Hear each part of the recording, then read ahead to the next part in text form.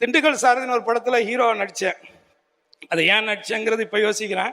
அன்னைக்கு நடித்தேன், கூட இருக்கிறவன்லாம் ஏற்றி விட்டான், அதை வேணாலும் நம்பி நடித்தேன். அப்போ நமக்கு என்னென்னா காமெடி பண்ணிக்கிட்டு இருந்தோம், பேசாமல் அதே பண்ணிக்கிட்டு இருந்திருக்கலாமே அப்படின்னு சொல்லி என் கூட அசிஸ்டன்ட் ராம்நாத்னு ஒரு பையன் தலையில என்ன வேண்டாம் சார், உங்கள் பழப்பும் போயிடும் என் பழப்பும் போயிடும் அப்படின்னு சொன்னான்.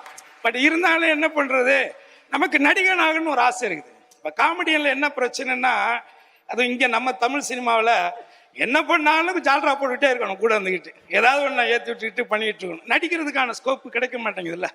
அந்த விதத்தில் எப்படியாவது திண்டுக்கல் சாரதி படம் வந்த உடனே ஆனந்த விடல நம்மளை பற்றி எப்படி எழுதியிருப்பாங்க, ஏதாவது எழுதியிருப்பாங்களேன்னு சொல்லி ஆர்வமாக புக்கு வாங்கி பார்த்தா எழுதவே இல்லை, மதிக்கவே இல்லை அந்த படத்தை. சரி முடிச்சு விட்டாச்சு. அடுத்து வந்து அம்பாசமுத்திர அம்பானின்னு ஒரு படம், அது நானே என் சொந்த காசுல சூனியம் வச்சுக்கிட்டது. என்ன அந்த படத்துல பாத்தீங்கன்னா ஆனந்த விடனை போய் ஆர்வமா ஒருத்தன் ஃபோன் பண்றான், அண்ணே உங்க ரிவ்யூ வந்திருக்கு விகடன்ல ரிவ்யூ வந்துருச்சுன்னு ரொம்ப ஆர்வமா போய் புக்கை வாங்கி படிச்சா நீங்க போய் கொஞ்சம் நடிப்பெல்லாம் கத்துக்கிட்டு வாங்கன்னு எழுதியிருக்காங்க. Download ShareChat.